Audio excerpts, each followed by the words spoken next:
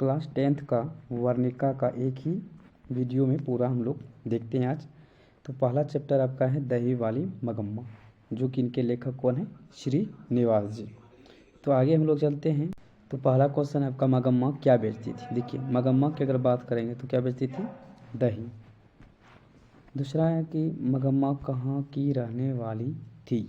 तो ये आपका जो कि कहाँ की रहने वाली था, आलू फोकस गाँव की रहने वाली थी। चलिए आगे नेक्स्ट क्वेश्चन की अगर बात करेंगे, मगम्मा किस भाषा की कहानी। देखिए मगम्मा जो है किस भाषा की कहानी है, तो कन्नड़ भाषा की। मगम्मा किसके लिए मिठाई ले जा रही थी। देखिए मगम्मा जो मिठाई जो ले रही थी किसके लिए, तो पोता के लिए ले जा रही थी। आगे की दही वाली मगम्मा कहानी के अनुवादक कौन है। देखिए दही वाली मगम्मा के अनुवादक कौन थे, वी.आर. नारायण थे। चलिए नेक्स्ट क्वेश्चन की अगर बात करेंगे, इसमें मगम्मा को किससे विवाद था। देखिए मगम्मा किससे विवाद था। सातवां क्वेश्चन है, दही वाली मगम्मा शीर्षक पाठ में बहू ने सास से समझौता क्यों कर लिया था। देखिए क्योंकि वह मजबूरी से उससे क्या किए थे, समझौता कर लिए थे। चलिए नेक्स्ट क्वेश्चन की अगर बात करेंगे, बोल रहे हैं कि अमराई का कुआं कहाँ था। देखिए अमराई का जो कुआं था रास्ते में था, कहाँ था, रास्ते में था। चलिए नेक्स्ट क्वेश्चन है कि क्यों रे राक्षसी इस छोटे से बच्चे को क्यों पीट रही है, यह किसने कहा। देखिए यह किसने कहा, तो मगम्मा ने कहा। आगे बोल रहे हैं कि रंगप्पा कौन था। देखिए रंगप्पा कौन था, जुआरी था, जो कि लंपट थे। यह क्वेश्चन आपका जो है, यह इस बुक से जो है 10 नंबर का आपका क्वेश्चन पूछा जाएंगे। चलिए नेक्स्ट क्वेश्चन है कि बहू की मतलब मगम्मा की बहू का क्या नाम था। कि मगम्मा की बहू का नाम क्या थे, नजम्मा थे। क्या थे, नजम्मा। आगे बोल रहे हैं कि लड़का कुछ उद्यम करता है तो उसे मारने का हक मुझे नहीं है, किसने कहा, तो ये नजम्मा का है। नेक्स्ट क्वेश्चन है कि घरवाले के रहते, क्या बोल रहे हैं, घरवाले के रहते एक अच्छी सारे नसीब नहीं हुई, ऐसा किसने कहा, तो किसने कहा, मगम्मा ने। आगे नेक्स्ट क्वेश्चन है कि दही वाली मगम्मा का शीर्षक पाठ में रास्ते में क्या, तो अमराई का कुआं था। चलिए नेक्स्ट क्वेश्चन बोल रहे हैं कि मगम्मा ने बहू को शादी में क्या क्या दिया था। देखिए मगम्मा ने बहू को शादी में क्या क्या थे, कर्णफूल, मंदक और झुमकी दिए थे। आगे नेक्स्ट क्वेश्चन है कि रंगप्पा मगम्मा से क्या चाहता। देखिए रंगप्पा जो मगम्मा से क्या चाहता था, ऋण लेना चाहते थे, मतलब पैसा लेना चाहता था। नेक्स्ट क्वेश्चन है कि आखिर कि श्रीनिवास का जन्म कब और कहाँ हुआ। देखिए श्रीनिवास का जन्म की अगर बात करेंगे तो 6 जून 1891 ईस्वी में कर्नाटक के कोलार में हुआ था। आगे बात करें कि श्रीनिवास जी का पूरा नाम क्या है। देखिए श्रीनिवास जी का पूरा नाम की अगर बात करें तो मास्ती वेंकटेश अयंगार थे। नेक्स्ट क्वेश्चन की बात करेंगे हम लोग, श्रीनिवास को किस पुरस्कार से सम्मानित किया गया। देखिए श्रीनिवास अगर बात करेंगे तो साहित्य अकादमी पुरस्कार से सम्मानित किए गए थे। आगे है क्वेश्चन कि श्रीनिवास को कब साहित्य अकादमी पुरस्कार से सम्मानित किया गया था, तो 1968। चलिए नेक्स्ट क्वेश्चन की अगर बात करेंगे, इसी में किसके लेखन के लिए श्रीनिवास को पुरस्कृत किया गया, तो ये आपका चन्नप्पा कैथेलगुलू के किया गया था। आगे है कर्नाटक की राजधानी कहाँ। देखिए कर्नाटक की राजधानी की अगर बात करें तो बेंगलोर है। चलिए नेक्स्ट क्वेश्चन है कि आपका होगा जाएगा चैप्टर दूसरा, ढहते विश्वास। देखिए ढहते विश्वास जो है ये 7 कोरी का होता है। ढहते विश्वास कहानी किस राज्य के वास से सूखा से प्रभावित खाया गया था, तो ये आपका उड़ीसा। नेक्स्ट क्वेश्चन है कि ढहते विश्वास कहानी में स्कूल कहाँ है। देखिए ढहते विश्वास कहानी में स्कूल जो थे टीले के क्या थे, नीचे थे। नेक्स्ट क्वेश्चन अगर बात करेंगे, किस लेखक, बोल रहे हैं किस लेखक के कथा साहित्य का जीवन गहरी आंतरिकता के साथ प्रकट हुआ है, तो ये 7 कोरी होता है। ये पूरा कंप्लीट देख लेने के बाद आपको कंप्लीट ये क्वेश्चन से आपको 10 नंबर मिल जाएंगे, इसलिए आप जो है आराम से पूरा इस वीडियो को देख लीजिए, टोटली आपका क्वेश्चन इससे याद हो जाएंगे। बोल रहे हैं कौन हल्ला करके बाद से सबको सचेत कर रहा था, तो चंद्रा, गुणनिधि, अच्युत और शंकरा और मंकरा। आगे बात करें ढहते विश्वास की कहानी के संपादक कौन है। देखिए ढहते विश्वास की कहानी के संपादक जो थे कौन थे, राजेंद्र प्रसाद मिश्र थे। नेक्स्ट क्वेश्चन की अगर बात करें, लक्ष्मी के बड़े लड़के का क्या नाम था। देखिए लक्ष्मी के बड़े लड़के का नाम की अगर बात करें तो अच्युत थे। कौन थे, अच्युत। आगे बढ़े, स्वेच्छा से सेवक दल का गठन किसने किया था। देखिए स्वेच्छा से सेवक दल का गठन की बात करेंगे तो गुणनिधि ने किया था। किसने किया था, गुणनिधि ने। चलिए नेक्स्ट क्वेश्चन बोले लक्ष्मण कहाँ नौकरी करता था। देखिए लक्ष्मण नौकरी जो करता था कहाँ करता था, कलकत्ता में करता था। चलिए नेक्स्ट क्वेश्चन बोले लक्ष्मी के पति का क्या नाम था। देखिए लक्ष्मी के पति के जो नाम था कौन क्या था, लक्ष्मण था। चलिए नेक्स्ट क्वेश्चन की अगर बात करेंगे, किस नदी के बांध के नीचे लक्ष्मी का घर था, तो ये आपका देवी बांध के। नेक्स्ट क्वेश्चन बोल रहे हैं कि सात कोरी किस भाषा के कथाकार हैं, तो ये आपका उड़िया भाषा का। ये क्वेश्चन भी आई है, बहुत बार पूछे हुए क्वेश्चन है।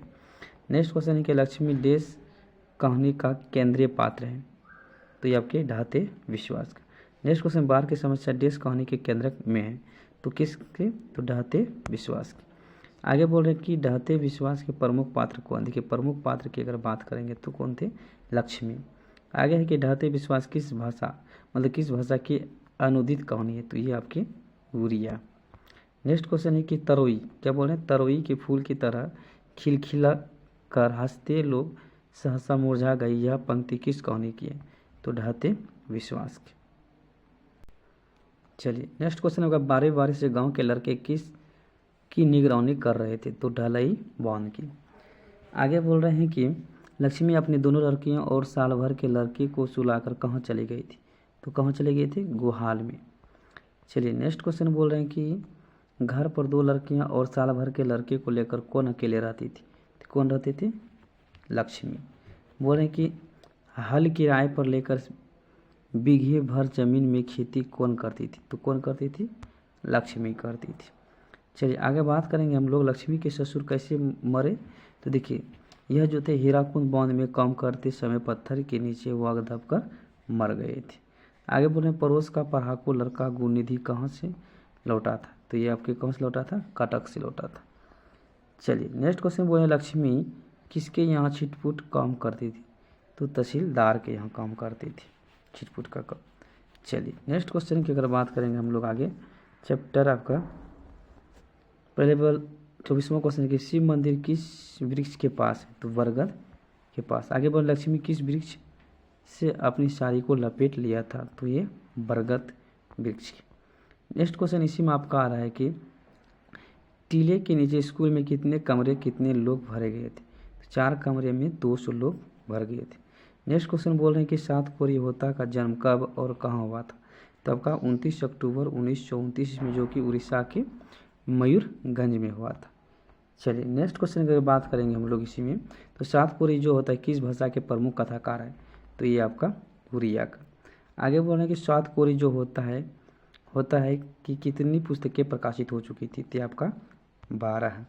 आगे बोल रहे हैं ढहते विश्वास कहानी किससे संकलित है, यूरिया की चर्चित कहानियों से संकलित है, या विभूति प्रकाशन से। चलिए आगे बोल रहे हैं कि उड़ीसा की राजधानी जो थी कहाँ है, तो भुवनेश्वर। चलिए नेक्स्ट चैप्टर आपका तीसरा है माँ चैप्टर जो लेखक है आपका ईश्वर पेटलीकर है। कौन है, ईश्वर पेटलीकर। माँ जो कहानी जो लिखी है कौन लिखे हैं, ईश्वर पेटलीकर। आगे बोल रहे कौन सा महीना माँ के लिए आराध्य बन गया था, तो ये आपका अगहन जिस मास बोलते हैं। चलिए नेक्स्ट अगर बात करेंगे मंगू की जो प्रकृति माँ को क्या समझती थी, छुटकारा समझती थी। आगे बोल रहे हैं कि काला पानी किसका लोकप्रिय उपन्यास था, तो ईश्वर पेटलीकर की। आगे नेक्स्ट क्वेश्चन है आपका कि अंदर किसी को देखने जाने का नियम नहीं है, किसने कहा था, तो मेंटन ने कहा था। आगे नेक्स्ट क्वेश्चन कि मंगू को भर्ती करने के लिए माँ ने किस पत्र लिखकर बुलाया था, किसे लिखकर पत्र लिखकर बुलाया था, तो बड़े पुत्र को। चलिए नेक्स्ट क्वेश्चन बोल रहे हैं कि मंगू की बड़ी बहन का क्या नाम था, तो क्या थे, कमू थी।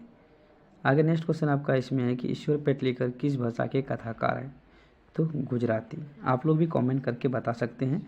आगे नेक्स्ट क्वेश्चन कि मंगू जन्म से क्या कहती थी, मतलब क्या थी। देखिए मंगू जो जन्म से क्या थी, वो पागल और क्या थी, गूंगी थी।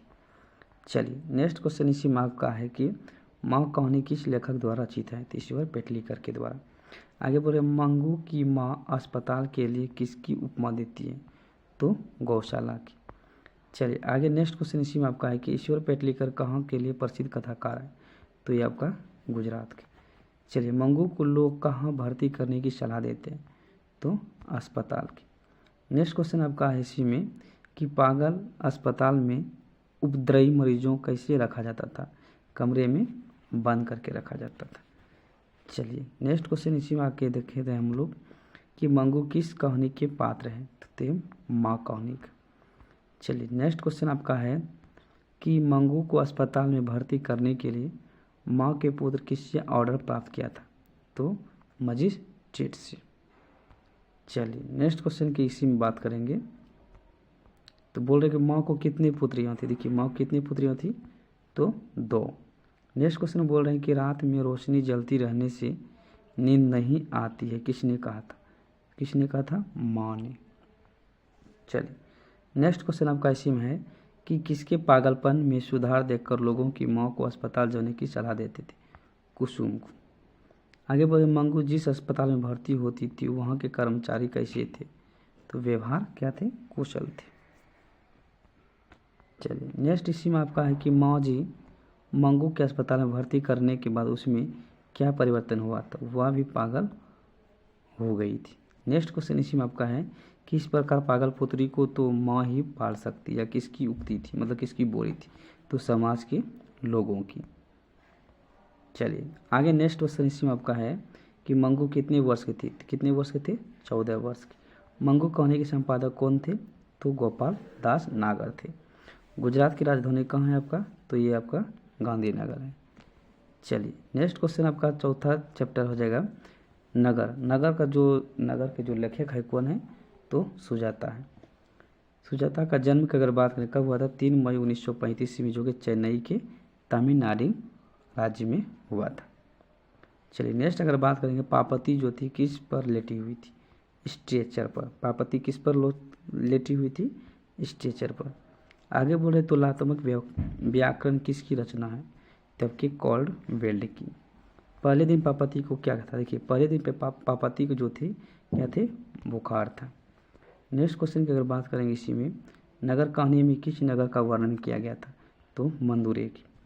आगे क्वेश्चन है कि सुजाता के लगभग कितनी कृतियाँ प्रकाशित हो चुकी थी, तो 25 से अधिक हो चुकी थी। आगे बोले नगर कहानी किस रचना से संकलित है, तो आधुनिक और तमिल कहानियों से। के ए जमुना द्वारा अनुदित जो कहानी थे कौन थे, तो ये आपका नगर।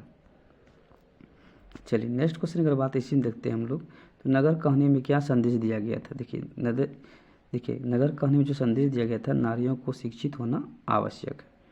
पार्वती कौन थी, देखिए पार्वती एक बल्ली अमार की बेटी थी। आगे कोई बोल रहे हैं कि पार्वती अस्पताल में भर्ती क्यों नहीं हो पाई। देखिए पार्वती अस्पताल में इसलिए नहीं हो पाई क्योंकि बल्ली अमार की अशिक्षित होने के कारण। बड़े डॉक्टर साहब पार्वती के संदर्भ में क्या आदेश दिए, तो देखिए आदेश दिए कि अस्पताल में भर्ती कराने हेतु दिए थे।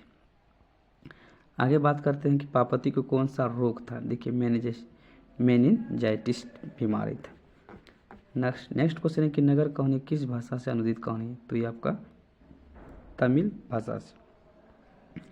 आगे बोल रहे हैं कि I want that girl admitted now, तो किसने कहा था, तो ये आपके बड़े डॉक्टर ने कहा था।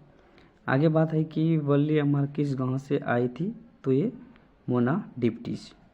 आगे बोल रहे पार्वती बेहोश क्यों हो पड़ी थी, देखिए तेज बुखार के कारण जो वह बेहोश हो गई थी। आगे बोल रहे कि सुजाता का जो वास्तविक जो नाम थी क्या थे, एस रंगराज था। और छोटे बच्चे किस रोग की चिंता किए बिना मिट्टी में खेले रहते थे, तो टिटनस। आगे बोल रहे हैं कि डॉक्टर के चारों ओर खड़े लोग किसकी सहायता से चेक कर रहे थे, तो आर्थोलम स्कोप से। आगे बोल रहे हैं बड़े डॉक्टर का नाम क्या था, देखिए बड़े डॉक्टर का नाम क्या था, डॉक्टर धनशेखर थे। आगे नेक्स्ट क्वेश्चन है इसी में आपका कि अरे हो आरामजादे किसकी उक्ति है, तो ये आपका वल्ली अमाल की। चलिए नेक्स्ट चैप्टर आपका 5वां है धरती कब तक घूमेगी के लेखक कौन है, सावर दैया। अगर बात करेंगे धरती कब तक घूमेगी के कथाकार कौन है, तो आपका सावर दैया है। आगे बढ़ सीता को अपने घर में ही कैसा महसूस होता था, तो कैसा होता था, घुटन होता था। नेक्स्ट क्वेश्चन है कि धरती कब तक घूमेगी की कहानी के प्रमुख पात्र कौन थे, तो सीता थे। आगे बोले धरती कब तक घूमेगी, कहाँ की कहानी थी, ये आपके राजस्थान की। आगे बोल रहे हैं कि धरती कब तक घूमेगी कहानी में किसकी प्रधानता की गई थी, किसकी की गई थी, नारी की। आगे बोल रहे हैं कि धरती कब तक घूमेगी किस भाषा की रचना है, तो आपके राजस्थानी की। आगे बोले धरती कब तक घूमेगी कहाँ से संकलित है, तब के समकालीन भारतीय साहित्य से। आगे बोले सीता घर छोड़कर क्यों चली गई थी, क्योंकि देखिए उसे 50-50 रुपये देने की बात सुनकर। नेक्स्ट क्वेश्चन अगर बात करें इसी में, सीता के बड़े लड़के का नाम क्या था, तो क्या थे, कैलाश थे। और सीता के तीनों बेटों एवं बहुए का नाम क्या थे, देखिए कैलाश की पत्नी का नाम राधा थे, और बिज्जू के जो पत्नी का नाम थे पुष्पा थे, और नारायण की पत्नी का नाम भामरी थी। नेक्स्ट आगे बोल रहे हैं कि अर्ध विक्षिप्त की अवस्था किसकी थी, तो किसकी थी, सीता की थी। सीता के छोटे लड़के का नाम क्या था, तो क्या थे, बिज्जू थे। आगे बात करेंगे हम लोग, कैलाश ने अपनी माँ को कितने रुपए प्रति माह देने की कहा था, कितने रुपए कहा था, 50 रुपये की। आगे बोले किसके भीतर आंसुओं का समुद्र भर गए, तो देखिए सीता के। आगे बोले सीता कितने कितने महीने एक लड़के के पास रहती थी, तो 1 महीने। कितने महीने, 1 महीने। चलिए आगे बोल रहे हैं कि सीता अपने को क्या मानती थी, क्या मांगते थे, भिखारी समझती थी। आगे बात कर रहे हैं कि अरे अमरी दिखने के लिए रसमलाई भेजी है, कहा, किसने कहा, तो बिज्जू की पत्नी पुष्पा ने। तो आगे बोल रहे हैं कि यह बात अच्छी नहीं लगती है कि माँ इधर उधर लुढ़कती रहे, किसने कहा, तो कैलाश ने कहा। आगे बात है आपका कि भर आई आंखें पोंछकर किसने आकाश की ओर देखा, तो सीता ने। आगे बोले धरती कब तक घूमेगी कहानी किस लेखक के द्वारा अनुदित है, तो आपके शावर दैया। चलिए नेक्स्ट क्वेश्चन बोल रहे हैं कि सीता के कितने लड़के थे, तो 3 थे। नेक्स्ट क्वेश्चन बोल रहे हैं आगे इसमें, किस दिन सीता को लगा कि लापसी बहुत फीकी है, तो नरसिंह जी वाले दिन। सीता रोवांसी क्यों हो गई, देखिए सीता रोवांसी इसलिए हो गई क्योंकि वह काला ओढ़ना देखकर रोवांसी हो गई थी। आगे बोल रहे हैं इसमें नेक्स्ट क्वेश्चन कि 3 क्या बोल रहे हैं, 3 बेटे डैश 2 वक्त की रोटी और डैश 1 माँ किस कहानी की पंक्ति है, तो धरती कब तक घूमेगी की। तो thank you for watching video, धन्यवाद।